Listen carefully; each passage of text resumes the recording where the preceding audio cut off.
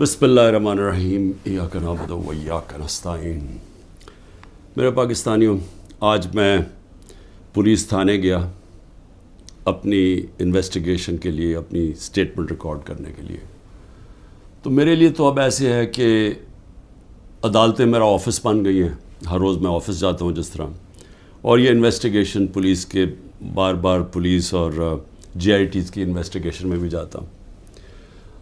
میں صرف اپنی قوم کو آج یہ بتانا چاہتا ہوں کہ مجھے اس دوران میں اللہ کا شکر ادا کرتا ہوں کہ یہ جو میں 14 مہینے سے گزرا ہوں، میں نے 27 سال پہلے تحریک انصاف شروع تو کی تھی کہ اس ملک میں سب سے بڑا مسئلہ یہ ہے کہ انصاف نہیں ہے۔ مطلب انصاف کا مطلب یہ، انصاف اب یاد رکھیں ہمیشہ کمزور کو چاہیے ہوتا ہے، طاقتور اپنے آپ کو قانون سے اوپر رکھتا ہے۔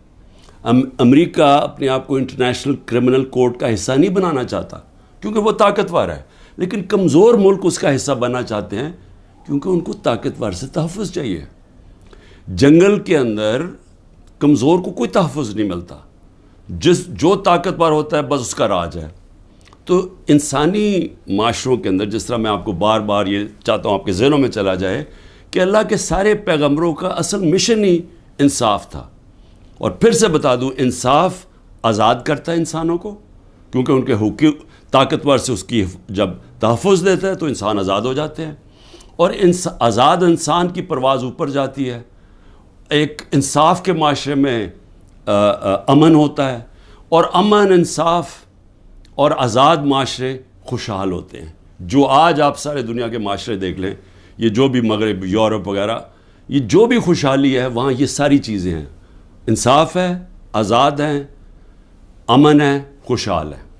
ہمارا مسئلہ یہ ہے کہ انصاف نہیں ہے، تو یہ میری سٹرگل چلی تھی۔ تو ان 14 مہینے میں مجھے صحیح طرح اندازہ ہوا ہے کہ یہاں تو بیچارہ کمزور پس جاتا ہے، یہاں تو جو ہمارا انصاف کا نظام ہے اس بیچارہ اس کو تو وہ بالکل نہتا ہے، اس کو معاشرہ بالکل اس کی حفاظت نہیں کرتا۔ میں اپنی پارٹی کو بھی کہتا ہوں کہ جو اب ہمارے سے گزر رہی ہے، ہمارے گھروں میں گھس کے، رشتہ داروں کے بچوں کو اٹھا کے لے جاتے ہیں، عورتوں کو تنگ بدتمیزی کرتے ہیں، کہیں کی جگہ عورتیں بھی اٹھائی ہیں، ان سے بدتمیزی کی ہے، سیف لوٹ لیے ہیں، گھر لوٹ لیے ہیں، گھر توڑ دیے ہیں، بزنسز بند کر دیے ہیں۔ تو یہ جو ہمارے سے ہو رہا ہے یہ سارے کمزور طبقے سے ہوتا ہے پاکستان میں، جب وہ طاقتور کے سامنے اس کا ٹاکرا ہوتا ہے۔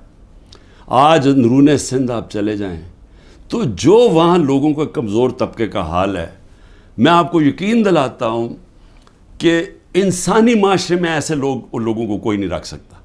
یعنی ہوتا کیا ہے کہ وہ ان کے خلاف جرم بھی ہوتا ہے، ظلم بھی ہوتا ہے، اور انہی کو پھر ان کے اوپر سزا بھی مل جاتی ہے۔ یہ ہر جگہ ہے، یہ ہمارا بدقسمتی سے پختونخوا میں تھوڑا سا کم ہے، لیکن جس طرح آپ نیچے جاتے جائیں، پنجاب، پھر صدرن پنجاب، پھر سندھ، وہاں تو کوئی کمزور کی کوئی سننے والا نہیں ہے۔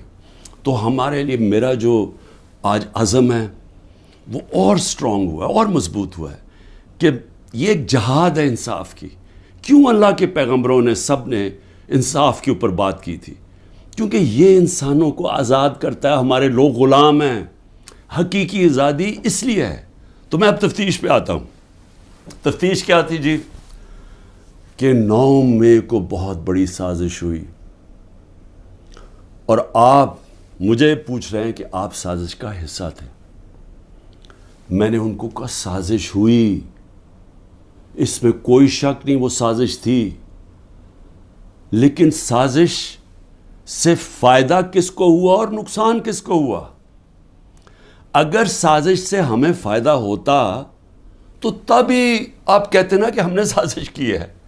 اگر سازش کی وجہ سے 10,000 لوگ ہمارے جیلوں میں ہیں، سینئر لیڈرشپ جیلوں میں ہیں، اب میرے 200 پہ کیس پہنچنے لگے ہیں، ہمارے گھر توڑے جا رہے ہیں، بزنسز بند کی جا رہی ہیں، وہ جیلوں میں سے صرف وہ چھوٹتے ہیں جو کہیں جی کہ میں آج تحریک انصاف چھوڑا ہوں، اب وہ نکل سکتا ہے، اور پھر سب کچھ معاف ہو جاتا ہے، سارے اس کے کیس ڈراپ ہو جاتے ہیں۔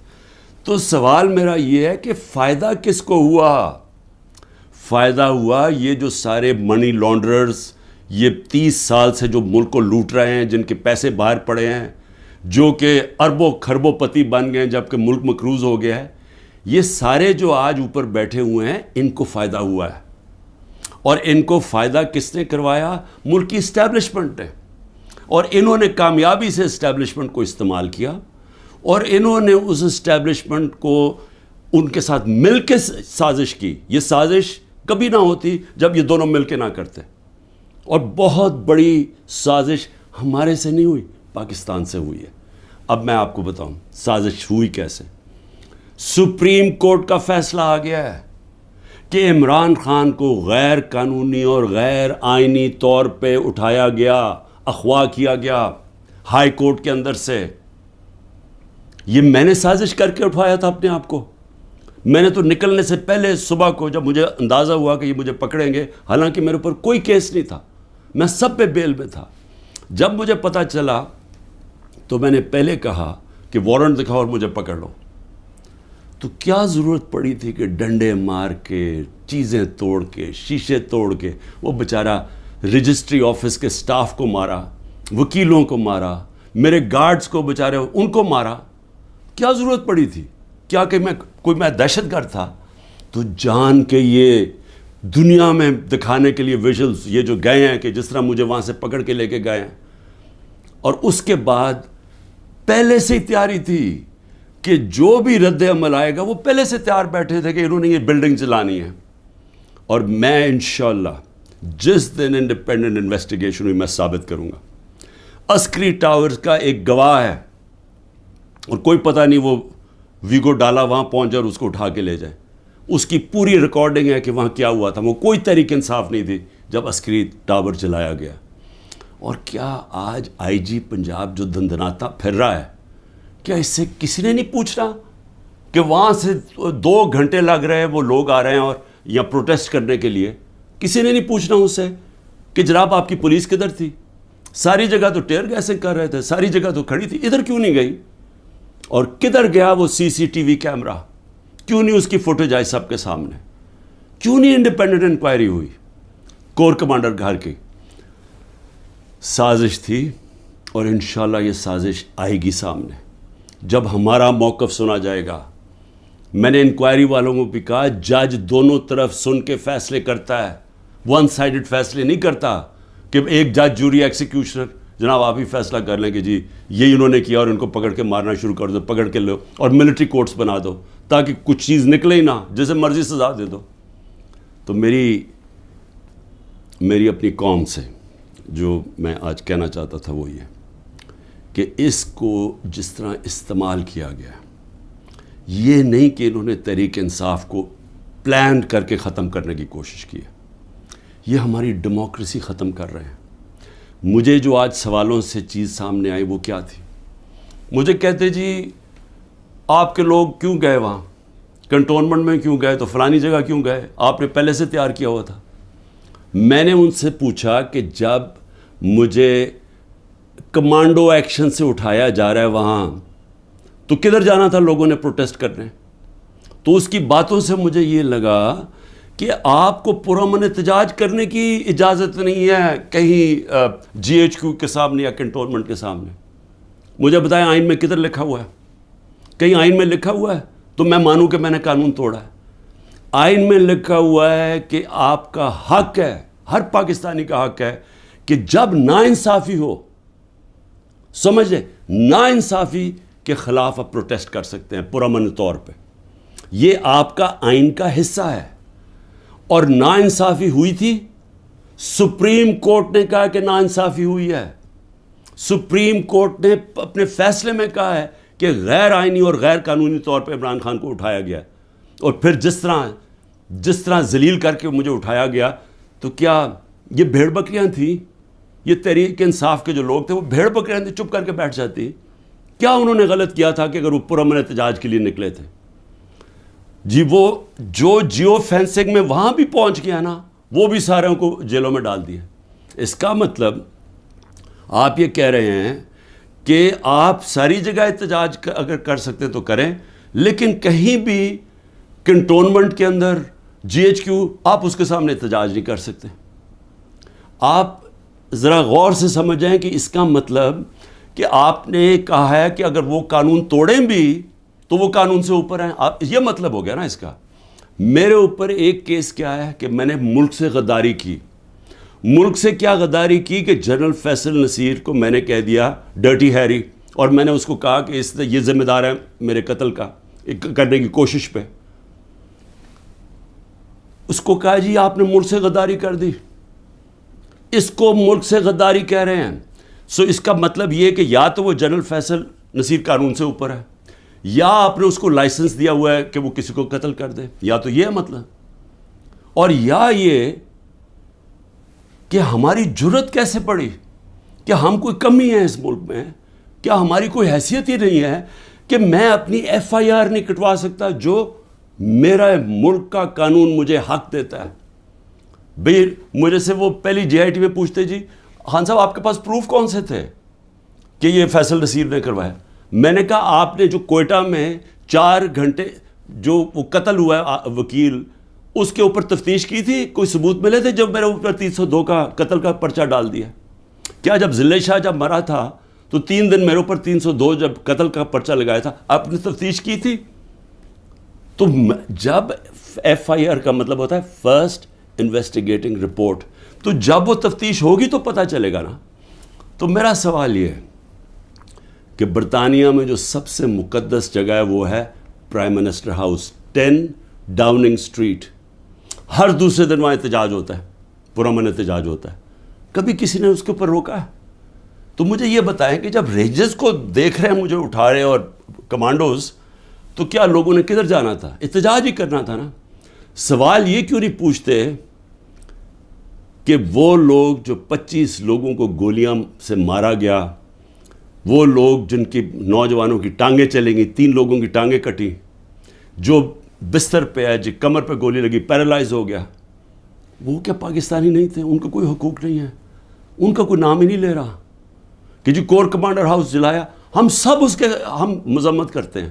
میں نے اپنی ججمنٹ میں لکھا ہوا ہے چیف جسٹس نے کہ عمران خان کو جب پہلی دفعہ جب میں عدالت میں پہلی دفعہ مجھے پتہ چلا کہ ہوا کیا ہے, میں نے اسی وقت مذمت کی. اور میں نے کہا 27 سال میں نے ہمیشہ اپنی پارٹی کو کہا ہے کہ آپ نے قانون کے بیچ میں رہنا ہے. میں نے کبھی اس ملک کا قانون نہیں توڑا.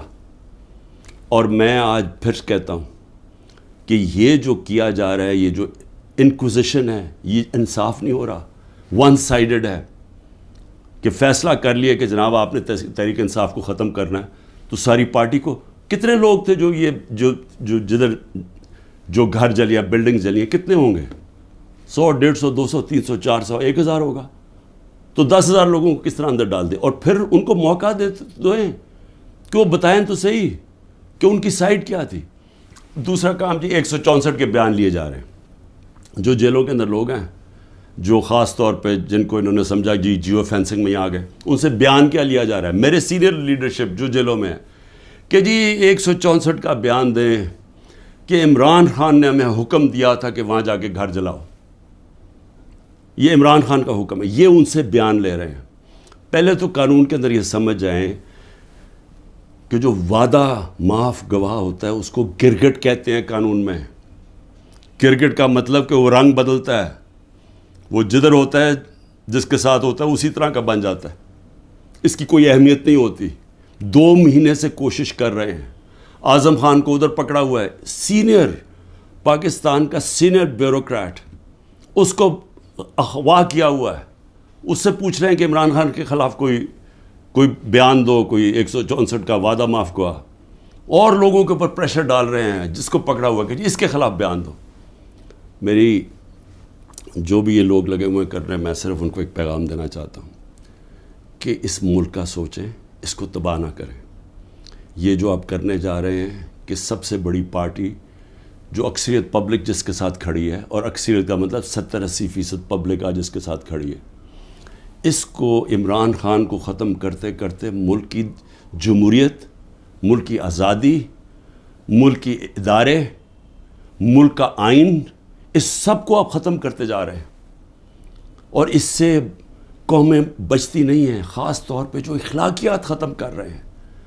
ساری morality ختم ہو گئی ہے. کیئر ٹیکر گورنمنٹ پہ وہ بیٹھے ہوئے ہیں, وہ ٹی وی پروگرام پہ کہہ رہے ہیں, ٹی وی پروگرام کی شرم بھی نہیں آ رہی کہ کیئر ٹیکر کا مطلب ہوتا ہے غیر جانبدار, نیوٹرل. وہ کہہ رہے ہیں جی ہم نے بانٹا تھا کہ اس کو اتنے نمائندے اے این پی کے آئیں گے, اتنے جے یو آئی کے آئیں گے اور اتنے فلانے کے آئیں گے. تو یہ تو یعنی اگر ہماری, مجھے افسوس ہے عدالتوں میں بڑا پریشر ہے, لیکن اسی کے اوپر سو موٹر ایکشن لیں کہ کیسے کیئر ٹیکر گورنمنٹ ہو سکتی ہے جو کہ تینوں پارٹیز کی بن گئی ہے.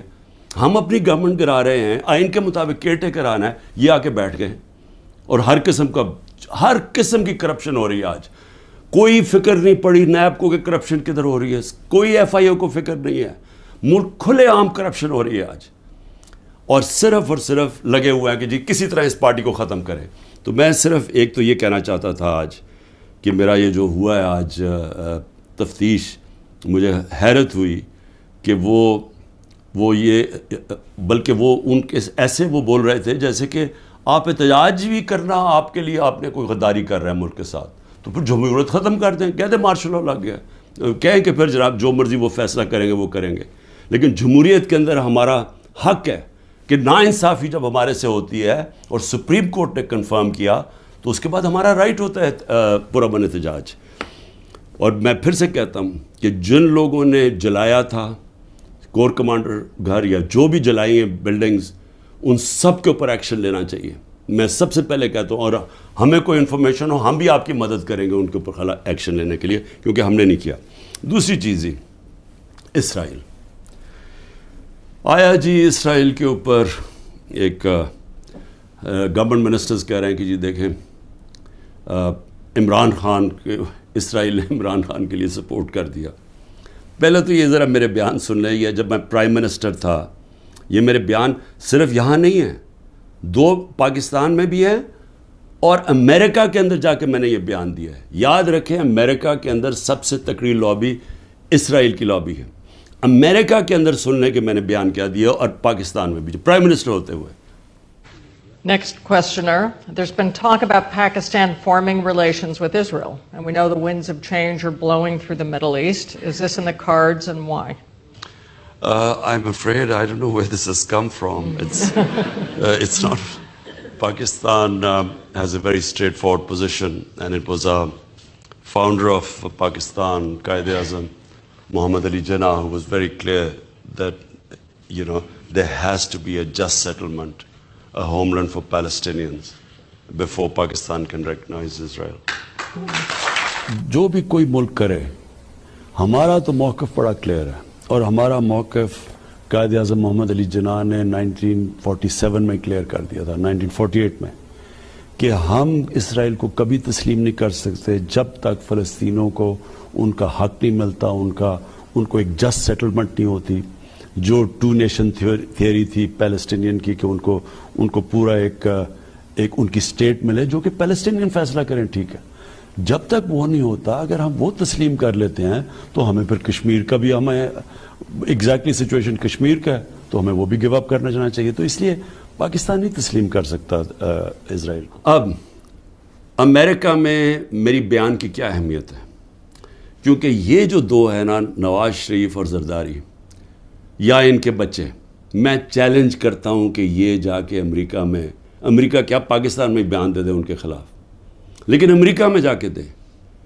یہ میں کہتا ہوں کہ ان کی اتنی جرت نہیں تھی کہ جب امریکہ نے اور ہندوستان نے مل کے موڈی کے دورے پہ امریکہ جب جوائنٹ سٹیٹمنٹ دی اور انہوں نے کہا کہ پاکستان کا نام لیا, بائیلیٹرل ٹاکس میں پاکستان کا نام آتا ہے کہ جی پاکستان کراس بارڈر ٹیررزم کر رہی ہے اور پاکستان کو بند کرنی چاہیے. کسی کا بیان نکلا کسی کے منہ سے, کہیں وہ بیٹھا ہوا نواز شریف کہ اس کے منہ سے کوئی آواز نکلی, کہیں زرداری کے منہ سے کوئی آواز نکلی؟ نہیں نکلے گی. جب 400 ڈرون اٹیک ہو رہے تھے پاکستان میں, جو دنیا میں کوئی مثال ہی نہیں ہے کہ آپ جس کے لیے جنگ لڑ رہے ہیں وہ آپ کے ملک میں ڈرون اٹیک کر رہے ہیں, ان کے منہ سے ایک لفظ نہیں نکلا. اور میں آج اپنی اسٹیبلشمنٹ سے پوچھنا چاہتا ہوں کہ آپ ان لوگوں کی آج حمایت کر رہے ہیں جن کے اربوں روپے نہیں ڈالر باہر پڑے ہوئے ہیں.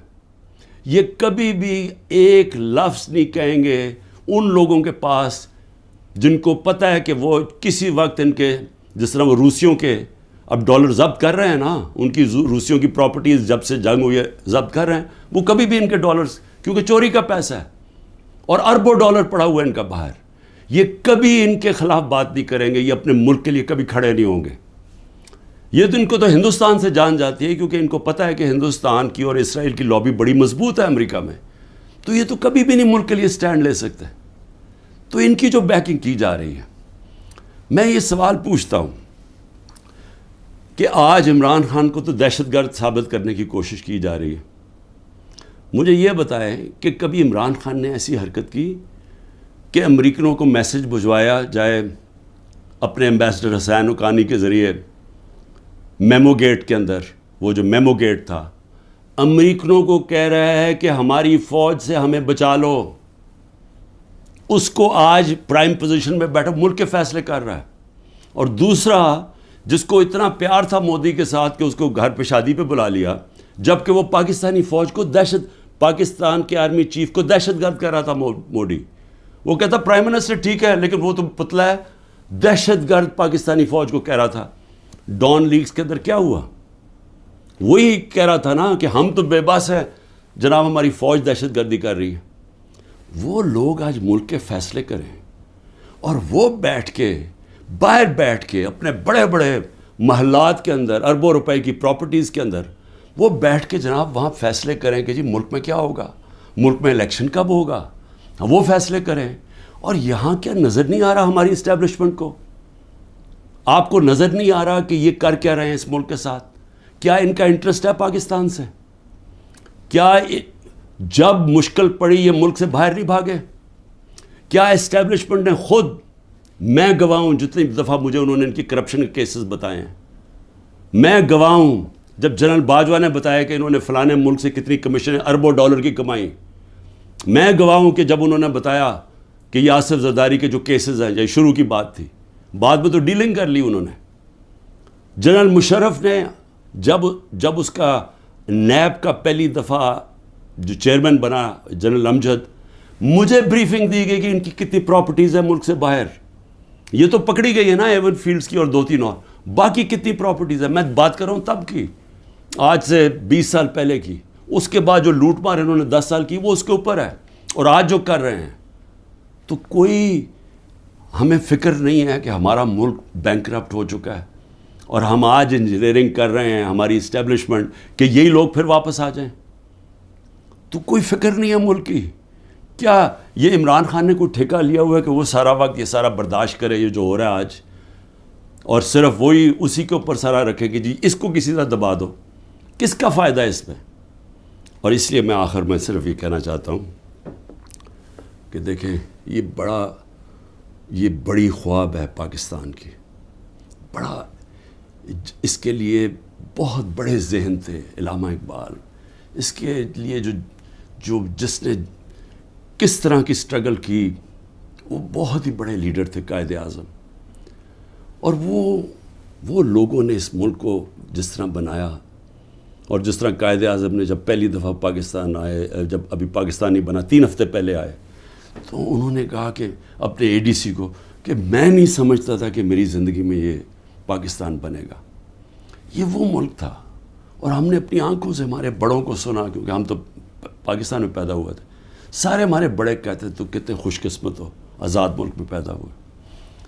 اور یہ ہمیں بدترین غلامی کی طرف جو لے کے جایا جا رہا ہے، نہ کوئی انسانیت رہے گی، نہ کوئی حقوق ہے، جو مرضی چاہے کریں، کوئی قانون توڑیں، چوروں کو اوپر بٹھا دو.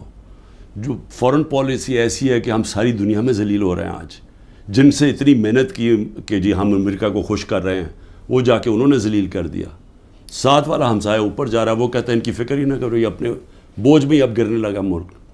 اور اس وقت انہی لوگوں کو جو 30 سال سے اس ملک کی خون چوس رہے تھے، آج ان کو آپ پھر تیاری کرا رہے ہیں اوپر بٹھانے کے لیے. میں ابھی بھی کہہ رہا ہوں کہ یہ جو ملک ہے، یہ 27ویں رمضان کو بنا تھا. یہ بڑی خواب کا نام ہے، اور ہم سب کو، ساروں کو، میں سب کو کہہ رہا ہوں کہ ہمیں اس کے لیے جد و جہد کرنی پڑے گی. اور میں انشاءاللہ پھر سے میں ریپیٹ کرتا ہوں، میں بار بار کہتا ہوں، جو بھی ہو جائے میں بھی ہر قربانی کے لیے تیار ہوں اس ملک کی آزادی کے لیے، اور میں آپ سب کو کہہ رہا ہوں کہ آپ کو تیار ہونا پڑے گا قربانی کے لیے، کیونکہ آزادی گھر میں بیٹھ کے نہیں ملتی، زنجیریں گرتی نہیں ہیں، توڑنی پڑتی ہیں، جد و جہد کرنی پڑتی ہے۔ پاکستان زندہ باد۔